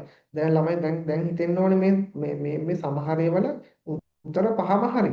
මේ සමහර ප්‍රශ්න තියෙනවා උත්තර පහම හරි. දැන් මේ ප්‍රශ්නෙවත් පළවෙනි උත්තරෙත් හරි දෙවෙනි උත්තරෙත් හරි හතරවෙනි උත්තරෙත් හරි. උත්තර තුනක් හරි. තුනෙන් ඉතින් අපි දැන් මේ තුනෙන් ඕන එකකට දෙවෙනි එකට ගහුවා කියලා ලකුණු හම්බෙන්නේ නැහැ. මේ අහන්නේ මූලිකම අරමුණ මොකද්ද? මූලිකම අරමුණ. අනේ එතනයි ඊළඟට ආල විභාගෙදී පේන්න ඕනේ දේ.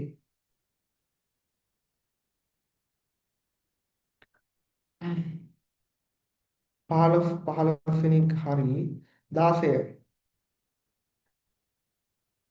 ව්‍යාපාරයක් විසින් පිළියෙල කරනු ලබන පොදු පරමාර්ථ මූල්‍ය ප්‍රකාශන පොදු පරමාර්ථ මූල්‍ය ප්‍රකාශන හදන්නේ මොන කිනුම් කරණයේද ළමයි? මූල්‍ය කිනුම් කරණයේ. එහෙනම් මේක නොකිය කියන්නේ කවුරු ගැනද මේ අහන්නේ? නොකිය ගැන අහන්නේ නොකිය අහන්නේ මෙන්න මෙයා ගැන. මූල්‍ය කිනුම් කරණය ගැන. මෙන්න මේකට උත්තරයක් දාන්න බලන්න ළමයි.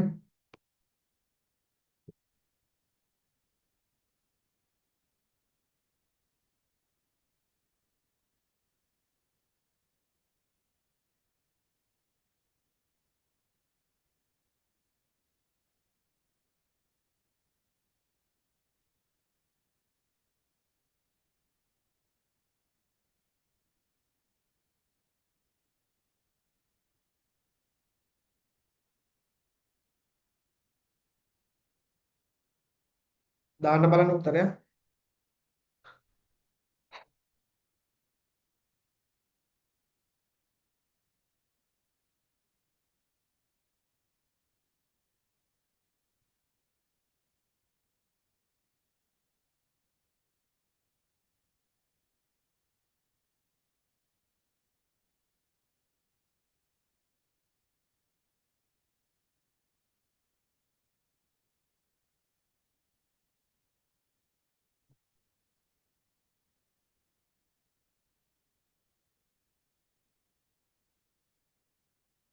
එහෙනම් මේ පළවෙනි එක මෙම ප්‍රකාශන ගිණුම් කරන ප්‍රමිතවලට අනුකූලව පිළියෙල කරයි. හරි නේද? මූල්‍ය ගිණුම් කරණය හදන්නේ මේ ගිණුම් කරන ප්‍රමිතවලට තමයි.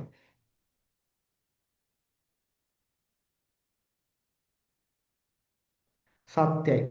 මම ටී අකුර දාන්නම් සත්‍යයි. මෙම ප්‍රකාශන මූලික වශයෙන් ව්‍යාපාරයේට සම්පත් සපයන පාර්ශව සම්පත් සපයන පාර්ශවය කියන්නේ මොන ඇල්මැති පාර්ශවය නේද? ඇල්මැති පාර්ශවය නේද? එතකොට සම්පත් සපයන පාර්ශවය කියන්නේ ඇල්මැති පාර්ශවය. ඒක ඇතුලේ අභ්‍යන්තරත් ඉන්නවා බාහිරත් ඉන්නවා. එහෙනම් ඒකත් හරි නේද? සම්පත් සපයන පාර්ශවය කියන්නේ ඇල්මැති පාර්ශවයන්නේ.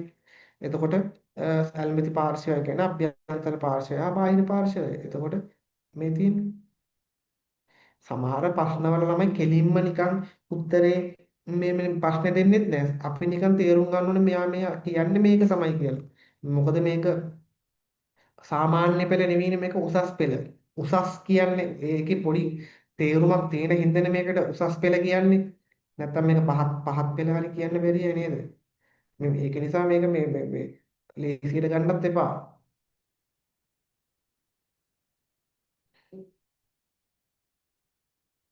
උසස් කියන එකේ තේරුමක් තියෙනවා ලොකු තේරුමක් තියෙනවා. දැන් තේරෙනව නේද තේරුම?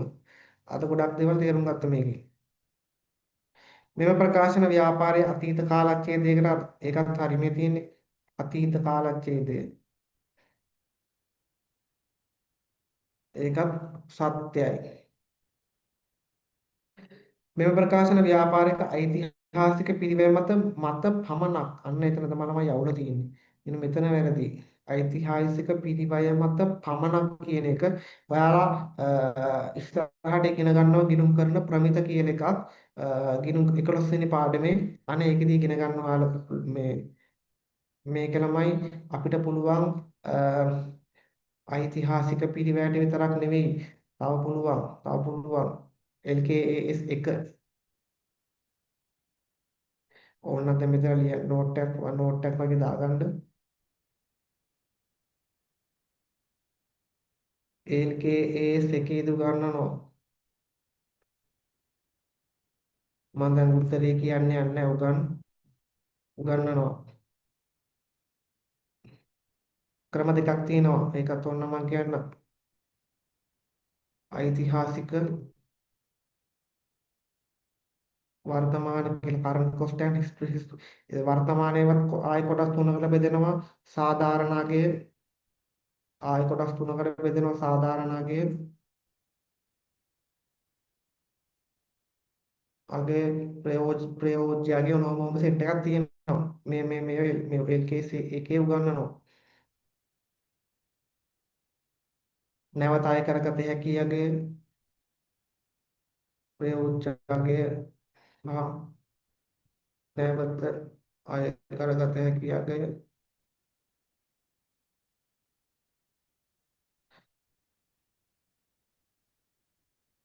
හරිද මේ ඒකින්ද උත්තරේ D එක වැරදි.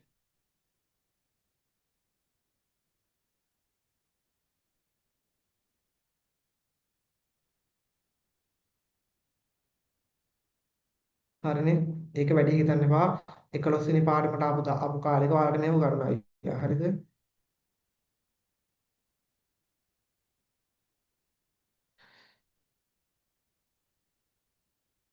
හරි.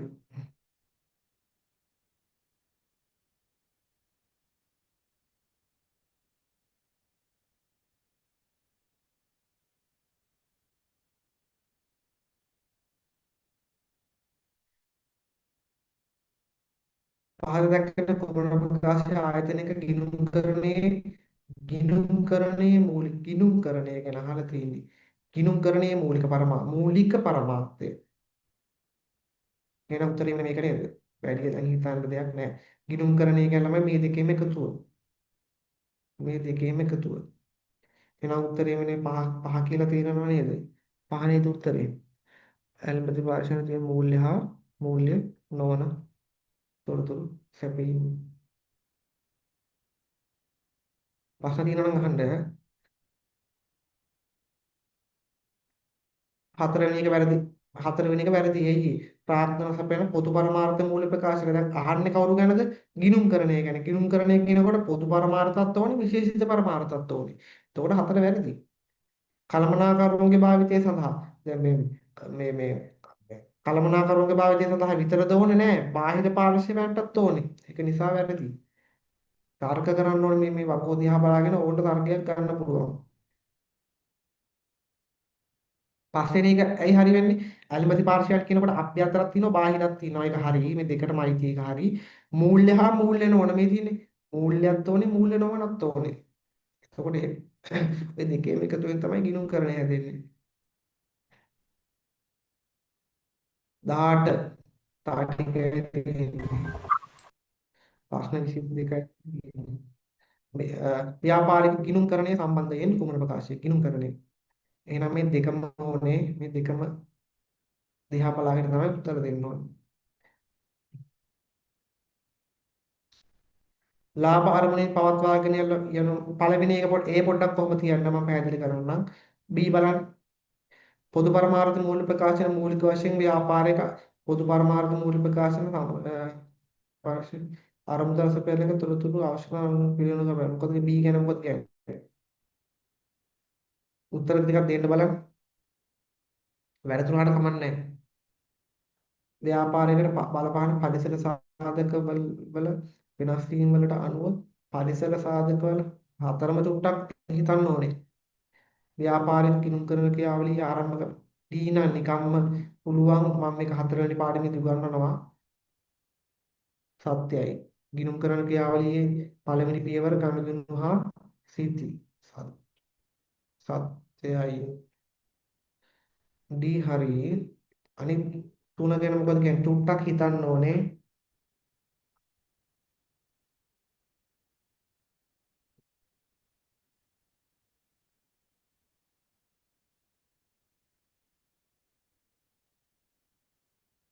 කවුරු හරි උත්තරයක් දෙන්න බලන්න.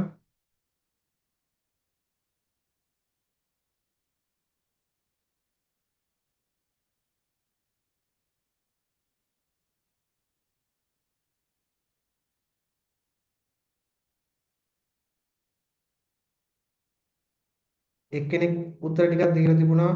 අ, තව තව කවුද? වැරදුනාට කමන්නේ මම නම් ගම් කියන්නේ නැහැ. ඔයාලා උත්තර ටික දෙන්නකෝ.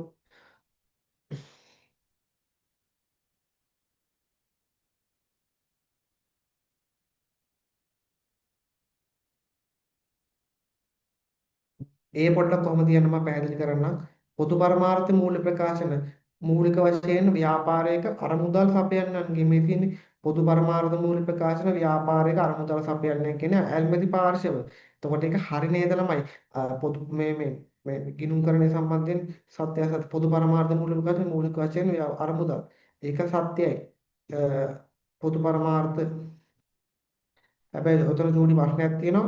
දැන් මේ ඔයාලා හිතන විදිය ටුට්ටක් වෙනස් වුණොත් මේක පොඩ්ඩක් අවුල් යන්න පුළුවන්. ව්‍යාපාරයකට බලපාන පරිසර සාධකවල වෙනස් වීම මොකද C ගැන මොකද කියන්නේ? පරිසර සාධකවල වෙනස් වීම. පරිසර සාධකයක් කියන්නේ මොකක් හරි උදාහරණයක්.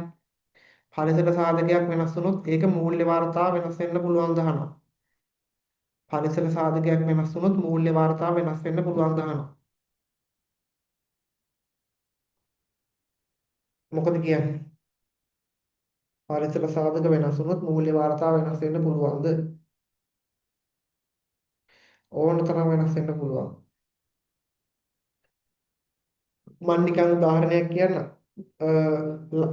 එක පරිසර සාධකයක් කියනකොට ආර්ථික පරිසරය කියලා ගහලා තියෙනවා දේශපාලන පරිසරය ආර්ථික පරිසරය නෛතික පරිසරය ගෝලීය පරිසරය තාක්ෂණික පරිසරය ඔය ඉගෙනගෙන තියෙනවනේ. එක උදාහරණයක් ගන්නම් මම ආර්ථික පරිසරය ළමයි ආර්ථික පරිසරය නිසා පොඩි දෙයක් මේක ආර්ථික පරිසරය නිසා මිල මිල උද්ධමනය මිල ඉහළ යන්න පුළුවන්. ව්‍යාපාරයේ භාණ්ඩවල මිල ඉහළ යනවා. ඉතින් අපේ මූල්‍ය වාර්තාව වෙනස් වෙන්න බැරිද? අපි අපි කලින් භාණ්ඩය විකුණන රුපියල් 100යි. රුපියල් 100යි. එතකොට දැන් ආර්ථික පරිසරයේ මිල ඉහළ ගියපු හින්දා දැන් අපි ඒ භාණ්ඩය විකුණන රුපියල් 200කට. ඉතින් කලින් විකුණුම් 100යි දැන් විකුණුම් 200යි. එතකොට අපේ මූල්‍ය වාර්තාව වෙනස් වෙන්න බැරිද? අපේ විකුණුම් වෙනස් වෙනවා. විකුණුම් වෙනස් වෙනවා. තව ගොඩක් දේවල් වෙනස් වෙනවා. එහෙනම් මේක හරි සත්‍යයි. තව උදාහරණ ඕන තරම් දෙන්න පුළුවන්. මම මේ ලේසි එකක් කිව්වේ. කලින් විකුණුම් 100යි දැන් විකුණුම් 200යි. එතකොට ඉතින් මූල්‍ය වාර්තාව වෙනස් වෙනවනේ. එතකොට ආදායම් ප්‍රකාශනයේට කලින් විකුණුම් ගියේ 100 ගානේ දැන් විකුණුම් යනවා 200 ගානේ. වෙනස් වෙන්න පුළුවන්. මේ පළවෙනි එක මොකද කියන්නේ?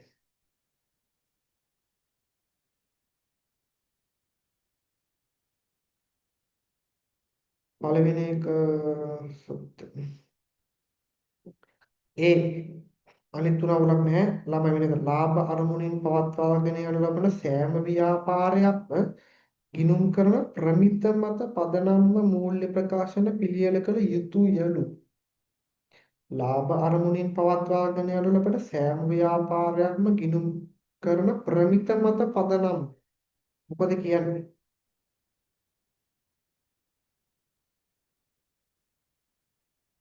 මෙතන උනා නෝට් එකක් දාගන්න ළමයි සෑම ව්‍යාපාරයක්ම ගිණුම් කරන ප්‍රමිතවලට හදන්න ඕනේ නැහැ. ඒක මාර තර්කයක් මේක. මම මෙහෙම කියන්නම්. ළමයි ගිණුම් කරන ප්‍රමිත තාම ඔයාලා ඉගෙනගෙන නැහැ. ගොඩක් මම හිතනවා ඉගෙනගෙන නැහැ කියලා. මම නම් ඉගෙනුව ප්‍රමිත දෙකක් තුනක් විතර මම අපේ කට්ටියට මම ඉගෙනුවා. ඒ තාම ප්‍රමිත කියන්නේ හරියට මොකක්ද කියන එක අදහසක් නැහැ කාටවත්.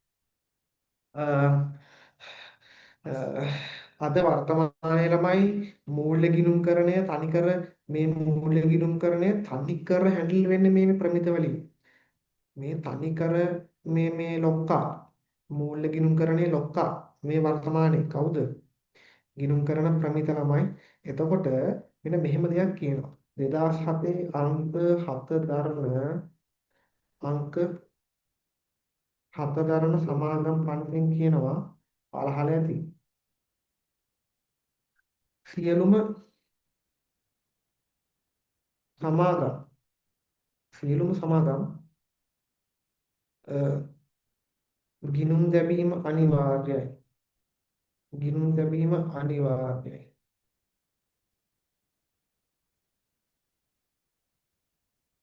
තව කියන මෙන්න මෙහෙම එකක්. අ, සියලුම ලයිස්තුගත පොදු සමාගම් අහලා තියෙන පොදු සමාගම් කියන්නේ මොනවද කියලා පොදු සමාගම් තමයි ළමයි ගිණුම් කරන ප්‍රමිතවලට අනිවාර්යයෙන්ම හදන්න ඕනේ.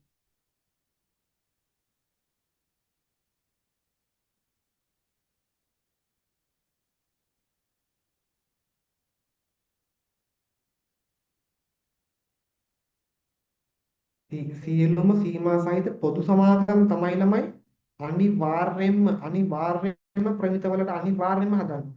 හැදුවේ නැතුනොත් ලොකු ලොකු විනාශයක් කියන්නේ ලොකු සීට් ටිකක් තියෙනවා. සියලුම පොදු සමාගම් මම මේක දැන් අයින් කරා මේක වැඩකුත් මෙන්න මේක සියලුම පොදු සමාගම් ගිණුම් කරන ප්‍රමිතවලට අනිවාර්යයෙන්ම හදන්න ඕනේ. අනිත් ව්‍යාපාර කියන්නේ ඕන තරම් තියෙනවා ලංකාවේ. ඒක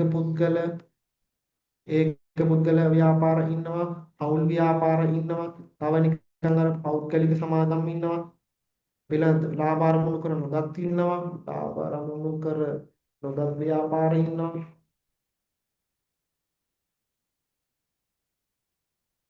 ඔය ටයිප් කරන වැඩි හිතන්න එපා. අරමුණු කර නොගත් ව්‍යාපාර ඉන්නවා. මෙන්න මේගොල්ලෝ ගැන මොකද කියන්නේ? මෙන්න මේගොල්ලෝ මේ සෙට් එක ළමයි අනිවාර්යයෙන්ම ගිණුම් කරන ප්‍රමිතවලට හදන්න ඕනේ නෑ. කොහෙවත් එහෙම නීතියකින් කොහෙවත් කියලා නෑ. හැබැයි හදනව නම් හොඳයි. ගිණුම් කරන ප්‍රමිතවලට මේ මුළු ලංකාවෙම මේ මුළු ලෝකෙම ව්‍යාපාර ගිණුම් කරන ප්‍රමිත භාවිතා කරලා තමන්ගේ අර ආදාය ප්‍රකාශනය මූල්‍ය තත්ත්ව ප්‍රකාශනය අර අනිත් සෙට් එක හදනව නම් හොඳයි හැබැයි මේක අනිවාර්යයෙන්ම නීතියෙන්ම කියලා තියෙන්නේ අනිවාර්යයෙන්ම ඔයාලා අනිවාර්යයෙන්ම ප්‍රමිත භාවිතා කරන්න ඕනේ කියලා තියෙන්නේ මේගොල්ලන්ට විතරයි සියලුම පොදු සමාගම් සීමා සහිත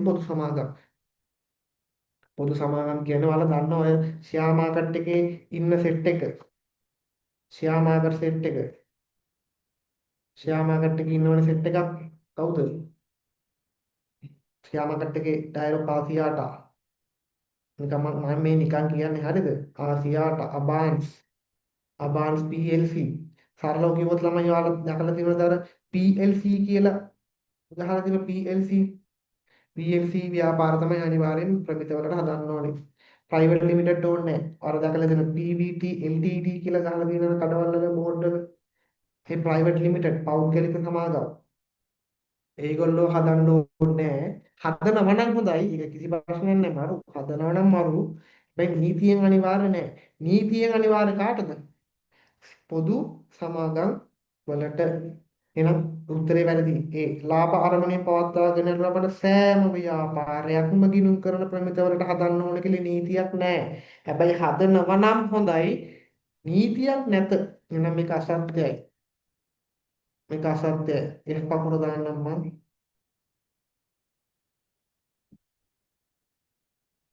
තේරුණා කියලා හිතනවා. තේරුනේ නැත්නම් ආයෙත් අහන්න කිසි ප්‍රශ්නයක් නැහැ. ඔය සීමා සහිත පොදු සමාගම් කියලා තමයි ෂෙයා මාකට් එකේ ඉන්න සෙට් එක. අපාස් LOLC සම්පත් බෑන්ක් තව කොත්මලේ PLC තව කවුද ඉන්නව ඉතින් සෙට් එක වැලියබල් ලා ඉන්ඩෝවෙල්සීලා ජෝන් කීල්ස් හේලිස් තව ඉන්නව බරගාන ෂෙයා මාකට් එකේ ඩයලොග් ආසියාටා තව ස්වදේශී CBL නෑ CBL නැත CBL කියන්නේ මේ මෙයාලනේ කවුද CBL කියන්නේ මැලිබන්ද මංචිද මට මතක නැහැ මට මැසේජ් එකක් දාන්න CBL කියන්නේ මංචිද මැලිබන්ද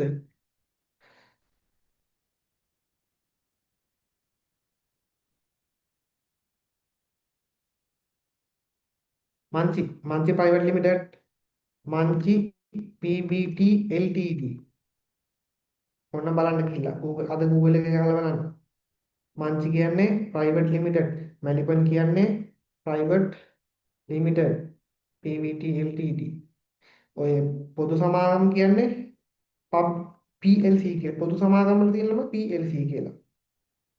ඔය දැන් කවුද? මෙයාලා PLC කවුද මේ Kotmale elephant house John Keells Hayleys තව මට මතක් වෙන්නේ නැහැ ස්වදේශී ඉන්න සෙට් එකක් ඉන්නවා PLC. මේ මංචිල මැලිබල තමයි ප්‍රයිවට් ලිමිටඩ්. ඒගොල්ලෝ ෂෙයා මාකට් එකේ ලිස්ටඩ් නැහැ. ෂෙයා මාකට් ලිස්ටඩ් වෙලා ඉන්නවා ඒගොල්ලෝගේ කවුද මන් දන්නේ නැහැ මට මතක නැහැ මම පොඩ්ඩක් ඊයේ පෙරේදී බැලුවා මොකද්ද නම මට නමත් මතක නැහැ ඒගොල්ලෝගේ සබ්සිඩියරි එකක් ඒ කියන්නේ අනුබද්ධ පොඩි ඒගොල්ලෝගේ වෙන මොකක්ද එකක් නම මතක නැහැ මට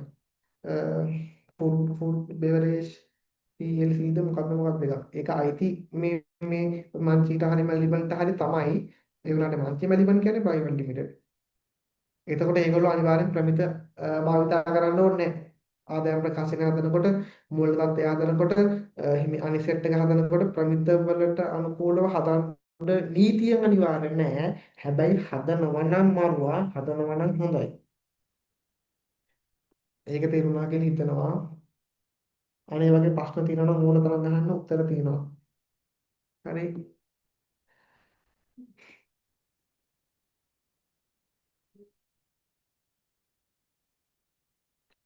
19 දැන් ඉවර කරේ 18 නේද 19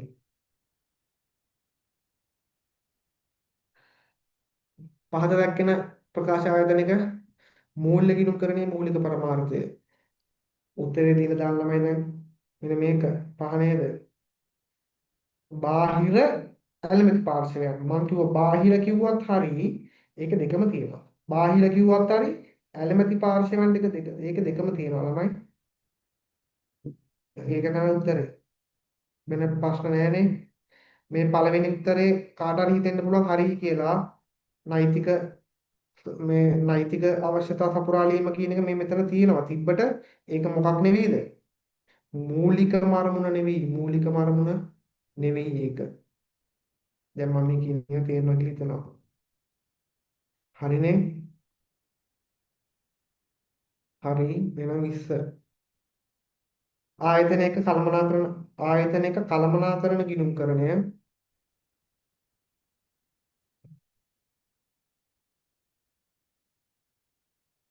මෙන්න මේ ටික බලාගෙන උත්තර දෙන්න බලන්න තොරතුරු සැපීමේදී ආයතනයේ අභ්‍යන්තර මාර්ගෝපදේශ අභ්‍යන්තර මාර්ගෝපදේශ ඕ ඒව රහස් පිටතට දෙන්නේ නැති රහස් මේව අභ්‍යන්තර සෝරි සත්‍යයි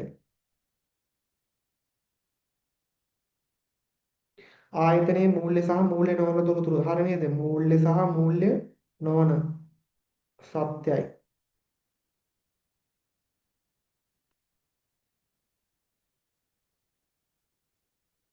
ආයතනය කළමනාකරන හරිනේ ඉතින් මේ නිකම්ම තියෙනවා. ආයතනයේ අනාගත තොරතුරු පමණක් සපයයි. මොකද කියන්නේ? පමණක් අනාගත තොරතුරු පමණක්ද? නෑ නේද? අතීත හා පුරෝගතන. ඒ කියන්නේ අනාගත කියන්නේ පුරෝගතන කියන එකට සමාන පදයක් කියලා හිතමු. පුරෝගතනත් ඕනේ. අතීතත් ඕනේ ළමයි. අතීතත් ඕනේ. එහෙනම් මේක අසත්‍යයි. අතීත හා අනාගත කියන දෙකම ඕනේ. අනාගත කිව්වොත් වැරදි. මේ පුරෝගතන කියන්නේ අනාගතයට සමාන පදයක්.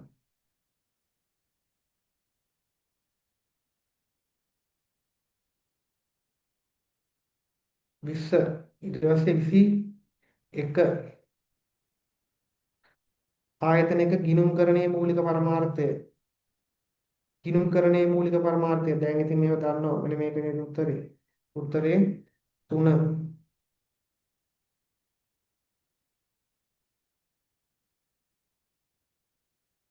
ප්‍රශ්න නෑ නේද? 21 අන්තිම ප්‍රශ්නද ඔය ඇත්තේ.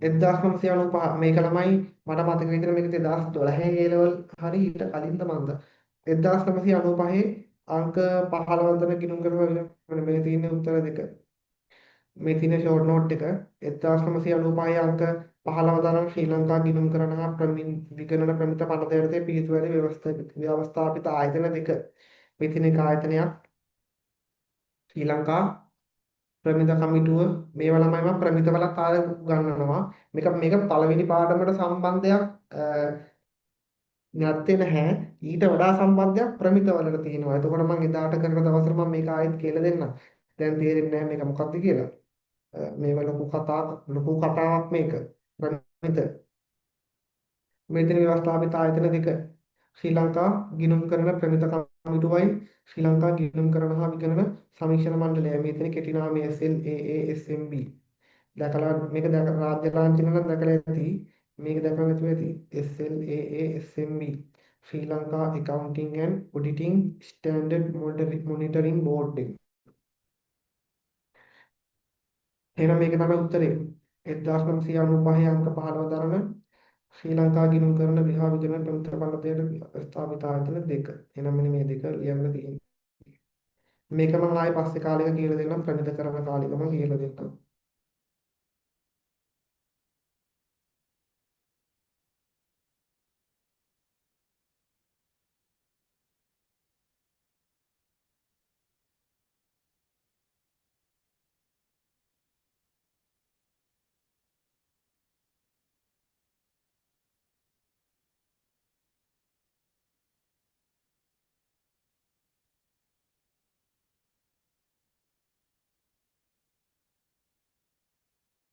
ඊට පස්සේ ගිණුම් කරණයට බලපාන පරිසර සාධක හතරක්. මේ තියෙන උත්තරේ මේ තියෙන උත්තරේ ළමයි දැන් මේ තියෙන අලුත් සිලබස් එකට අනුව මේ අලුත් විෂය නිර්දේශයට අනුව දැන් කියනවා මෙන්න මෙහෙම දෙයක්. ගිණුම් කරණයට බලපාන පරිසර සාධක ප්‍රධාන වශයෙන් පහයිලු තියෙන්නේ. මෙන්න මේ පහ. ආර්ථික හා දේශපාලන, ශිල්පීය හා වෘත්තීය, නෛතික, තාක්ෂණික, සමාජ හා සංස්කෘතික මේ පහළු දැන් ගිණුම් කරණයට ඍජුවම බලපාන පහ. ඒක ඇයිද කියලා මම දන්නේ නැහැ. ඒක හේතුව ඒක නිකන් තාර්කික නැහැ ඒක. මම අතිරේකව තව එකක් දැම්ම ගෝලීය පරිසරය කියලා එකක්. ඔයාලා මොනවා හරි උත්තර ටිකක් ලියන්න. නෛතික, තාක්ෂණික, ශිල්පීය හා වෘත්තීය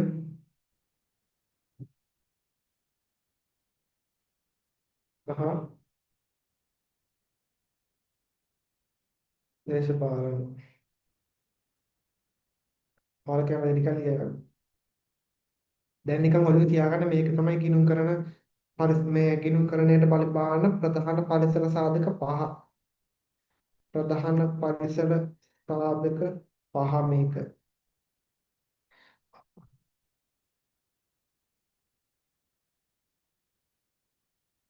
එතකොට ළමයි ඉතින් මෙහෙම ගත්තොත් මේක ආර්ථික හා දේශපාලන.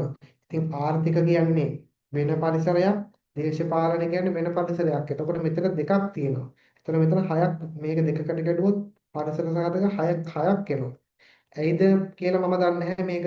මටත් මේ මමත් පොඩ්ඩක් බැලුවා මේ ගයිඩ් එකේ තියෙන එහෙම තමයි. ඒකේ තර්කයක් මම දන්නේ නැහැ. මම මේක වැඩි හිතන්න එපා. ඒක එහෙම කියලා බරපතලට හිතන්න එපා. පරිසර සාධක පහයි නෙවෙයි මේවත් බලපානවා. ගෝලීය පරිසරය.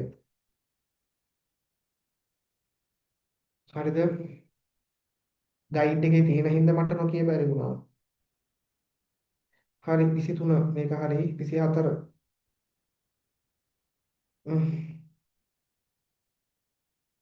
මේකට උත්තරයක් දාලා දාන්න. ආයතනයක පාත්‍ර ප්‍රධාන ගනුදෙනු පාරිසරික සාධකවල බලපෑම. මත සිදුවිය මේක ගනුදෙනු ඇතිවීමට බලපෑ වඩාත් අදාළ වන පරිසර සාධකය. උත්තර ටිකක් දාන්න බලන්න කවුරු හරි ළමයි. වඩාත් අදාළ වන පරිසර සාධකය. මෙන්න මේ ටික බලාගෙන මට උත්තරයක් දෙන්න.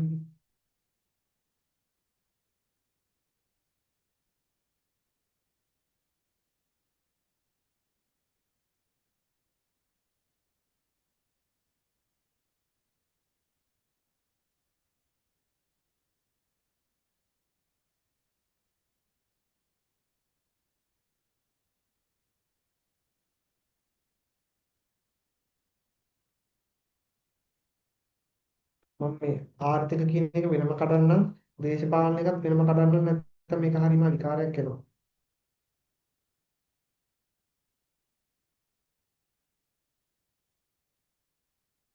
ළමයි අ, බදු බදු බදු ගහන්නේ දේශපාලනයක් හින්දා කියන එකක් නෙවෙයි බදු කියන්නේ ළමයි නීතියන්නේ බදු ගහන්නේ මේක නෛතික පරිසරය මේක නෛතික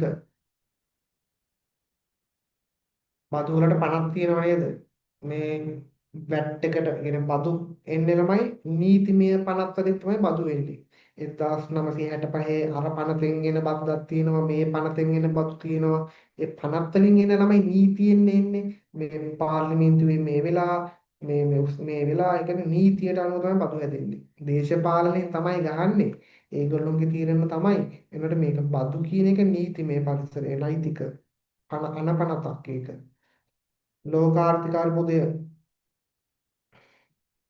අ, මොකද හිතන්නේ සී ගැන මොකද හිතන්නේ ගිණුම් කරන ප්‍රමිත ශිල්පීය හා වෘත්තීය චාර්ටර්ඩ් ඇකවුන්ටන්ට්ලා තමයි ප්‍රමිත හදන්නේ වෘත්තීය පරිසරය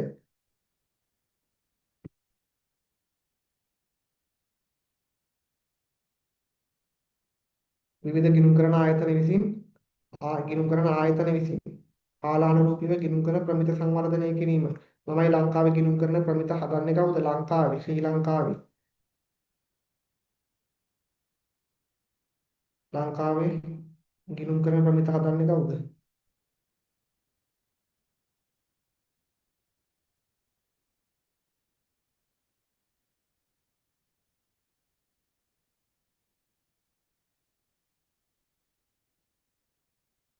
වරලත් චාර්ටර්ඩ් ඇකවුන්ටන්ට්ලා කියලා අහලා තියෙනවා සිංහලෙන් ලියනවට වඩා ඉංග්‍රීසියෙන් වල දන්නවා චාර්ටර්ඩ් ඇකවුන්ටන්ට් වරලත් ගණකාධිකාරීවරු වරලත් ගණකාධිකාරී ආයතනය තමයි ලංකාවේ ප්‍රමිත හදන්නේ. ඒතකොට ඒක වෘත්තියක්. චාර්ටර්ඩ් ඇකවුන්ටන්ට් කියන්නේ වෘත්තියක්. ડોක්ටර් කියන්නේ වෘත්තියක්.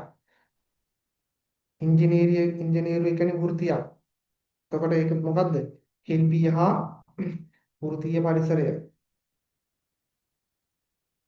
පරිගණක මෘදුකාංග අලුතෙන් සොෆ්ට්වෙයාර් එනවා. මොකක්ද පරිසරය? තාක්ෂණික.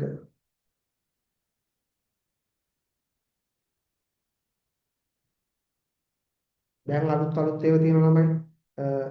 පාලන ගන්න නැතුව ඇති. ඉස්සරහට මේ ඕනේ මේ ක්වික් බුක් ඊට පස්සේ සැප් මයිෝබි මම මේ ඔක්කොම පාවිච්චි කරලා තියෙනවා. ක්වික් බුක් පාවිච්චි කරලා තියෙනවා මම. සැප් එක පාවිච්චි කරලා තියෙනවා. YOB යූස් කරලා තියෙනවා. සොෆ්ට්වෙයාර් මේවා වලින් තමයි දැන් බිස්නස් දුවන්නේ. තේරුණාද? ඉස්සර වගේ මේ පොත්පත් තියාගෙන මේ අර මේ අල්මාරි වල පුරවගෙන එහෙම නෑ. දැන් කෙලින්ම ඔක්කොම මොන වලින්ද යන්නේ? දැන් මොකද සොෆ්ට්වෙයාර් වලින් දුවන්නේ. සරලව කිව්වොත් මේ ක්වික් බුක් කියන්නේ සොෆ්ට්වෙයාර් එකක්. ඔයාට අපිට විකුණුම් වල සටහන ගහන්න ඕන නම් මේ ඉස්සර කාලේ නම් මොකද්ද මේ ගන්නවා තනි පොතක් මුදල් ගිණුම හර කරනවා විකුණුම් ගිණුම බැර කරන පොතේම ලියන්නේ මුදල් ගිණුම හර විකුණුම් ගිණුම බැර. එහෙම නෑ ළමයි දැන් කෙලින්ම බුකේ සොෆ්ට්වෙයාර් එකක් තියෙනවා. අපිට කෙලින්ම ඇඩ් කරපු ගමන් කෙලින්ම ඔටෝම මේ මුදල් හර වෙලා ඔටෝම විකුණුම් බැර වෙනවා. අන්තිමට මූලික ඔටෝම ශේෂ පිලිස්සුම හැදෙනවා. අපිට හදන්න දෙයක් නැහැ ශේෂ පිලිස්සුමක්. ඔටෝම ඒව ජෙනරේට් වෙලා එනවා සොෆ්ට්වෙයාර් එකෙන්. තේරුණාද? මේ ක්වික් බුක්ස් එහෙම YOB කියන්නේ ඒ වගේ දෙයක්. සැප් කියන්නේ වෙනම සීන් එකක්. හරිද? මේ තාක්ෂණික පරිසරය. මෙන්න මේක B ගැන මොකද කියන්නේ? ගොඩක් දෙනෙක්ට හිතන්න පුළුවන් මේක ආර්ථික පරිසරය කියලා. මේක තමයි ගෝලීය පරිසරය. හේතුව ගෝලීය පරිසරය අපිට වෙනස් කරන්න බෑනේ ළමයි. ලෝක ආර්ථික අර්බුදය නිසා. ලෝක ආර්ථික අර්බුදය කියන්නේ දැන් අපි කියමු මේ යුද්ධ නිසා. යුද්ධ හින්දා මේ අපේ ලංකාවට බලපාලා ව්‍යාපාර කටයුතු වැහිලා මේ වෙලා. එතකොට ඒක ආර්ථික වලට වඩා ගෝලීය පරිසරය කියන එක මම හිතනවා හොඳයි කියලා උත්තරේට.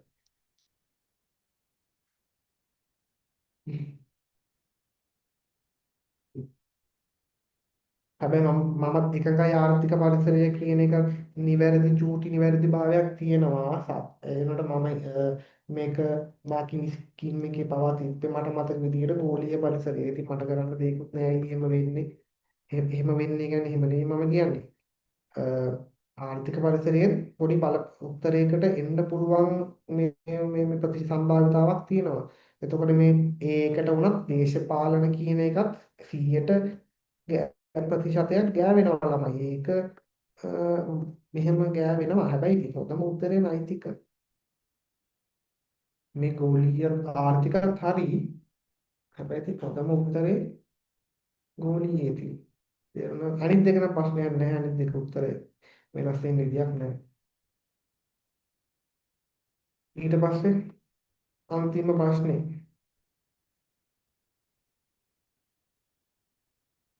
පහත සඳහන් ගිණුම් කරන පරිසර පරිගණක දැන් මම ටිකකට කලින් කිව්වා. පරිගණකගත ගිණුම් කරන ක්‍රම මොන පරිසරයේද? තාක්ෂණික පරිසරය. ගිණුම් කරන ප්‍රමිත හදන්නේ කවුද?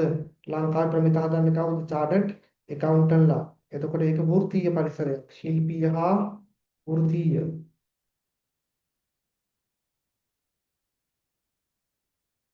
චාර්ටර්ඩ් ඇකවුන්ටන්ට් කියන්නේ වෘත්තියක්. ડોක්ටර් කෙනෙක් කියන්නේ වෘත්තියක්.